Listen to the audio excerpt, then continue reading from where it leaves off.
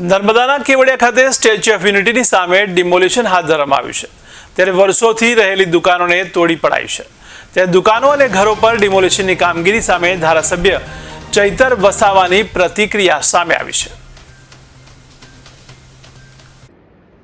કેવડિયા ખાતે છેલ્લા ઘણા વર્ષોથી નાની નાની દુકાનો લારી ગલ્લાઓ ચલાવીને પોતાના પરિવારનો ગુજરાન ચલાવતા આદિવાસી પરિવારો પર આજે જ્યારે ભાજપની સરકારે ઉદ્યોગપતિઓના ઇશારે બુલડોઝર ફેરવી દીધું છે, જેની અમે નિંદા કરીએ છીએ અને અમે વખોડી કાઢીએ છીએ અને મૃદુ અને મક્કમ મુખ્યમંત્રીશ્રીને કહેવા માંગીએ છીએ, ગરીબો પર તમે મક્કમતાથી કામ લેવ છો ત્યારે તમારા જ મંત્રી ભીખુસિંહ પરમાર અને બચુભાઈ ખાબડના પુત્રો દ્વારા બીજેડ કૌભાંડ અને મનરેગા કૌભાંડ કરવામાં આવ્યું છે। એમના ઘરે તમે ક્યારે બુલડોઝર ફેરવવાના છો?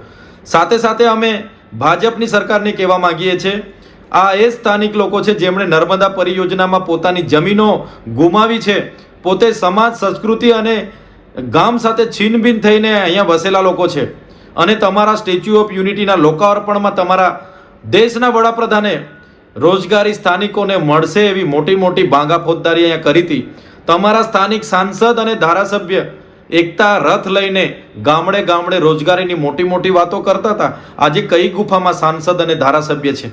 કેમ બોલતા નથી? સ્થાનિકોના પ્રતિનિધિત્વ કરવા માટે તમને ચૂંટેલા છે।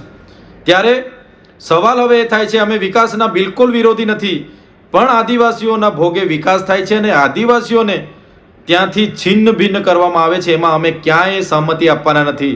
સરકાર ભૂતકાળમાં નર્મદા હોય, ઉકાઈ હોય, કરજણ હોય કે બીજા નહેરો હોય, નેશનલ હાઈવે હોય, જેટકો હોય, જીએમડીસી હોય કે જીઆઈડીસીના નામે અમારી જમીનો તો છીનવી જ છે, પણ આવનારા દિવસોમાં એ ચાહે વાલિયા ડમલાઈ લિગ્નાઇટ પ્રોજેક્ટ હોય, hydro project Naswadi, uranium project Ambadungar કે પછી સાપુતારાથી સ્ટેચ્યુ ઓફ યુનિટીનો કોરિડોર હોય, નેશનલ હાઈવે 56 હોય કે માલસામોડ પ્રોજેક્ટ હોય, અમે ક્યાંય એક ઇંચ જમીન પણ સરકારને આપવા સહમત નથી અને આ પ્રોજેક્ટ કરવા દેવાના નથી।